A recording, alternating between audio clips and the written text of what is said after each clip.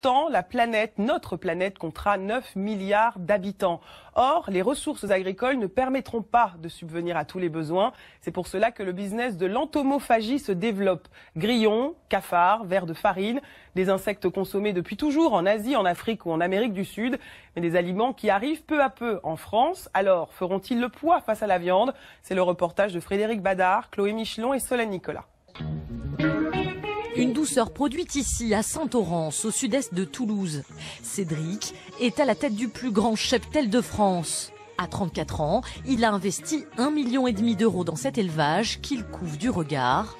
Dans ses bacs, des grillons. On a recréé un écosystème très adapté au développement de nos insectes. Il y en a plusieurs dizaines de millions. Après, on est évidemment dans le monde de l'infiniment petit. Donc si on le ramène en poids en kilos, ça va représenter 300 à 400 kilos. Un bon grillon, c'est un peu comme un bon vin. On y retrouve certains arômes inattendus. Le goût du grillon est un goût assez subtil. Donc on va retrouver des notes de céréales, d'arachide torréfié. Il y a même certains de nos consommateurs qui vont trouver un petit goût de crevettes grises. Cédric élève aussi ce qu'on appelle des ténébrions, en d'autres termes des larves.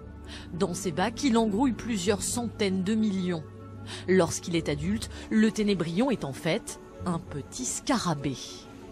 Il n'est produit ici que pour le stade larvaire. C'est le moment où il est le plus riche au niveau nutritionnel.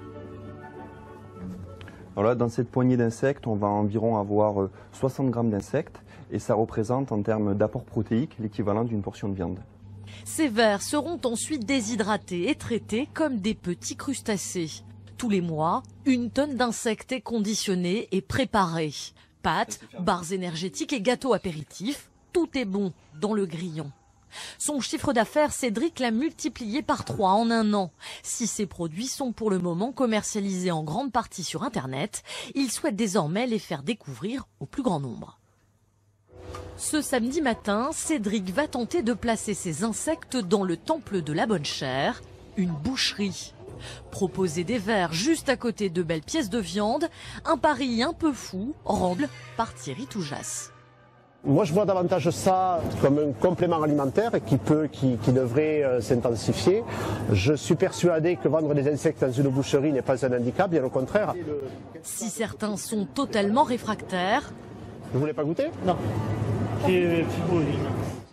La plupart des clients de la boucherie finissent par se laisser convaincre de croquer dans ces invertébrés. Cet homme s'est même décidé à en acheter afin de déguster ces quelques verres autour d'un verre. Je suis invité chez des amis, on va voir ce que ça donne. On va voir qui c'est qui veut goûter. Je serai moins bon que le monsieur pour faire la démonstration, mais bon, on verra bien.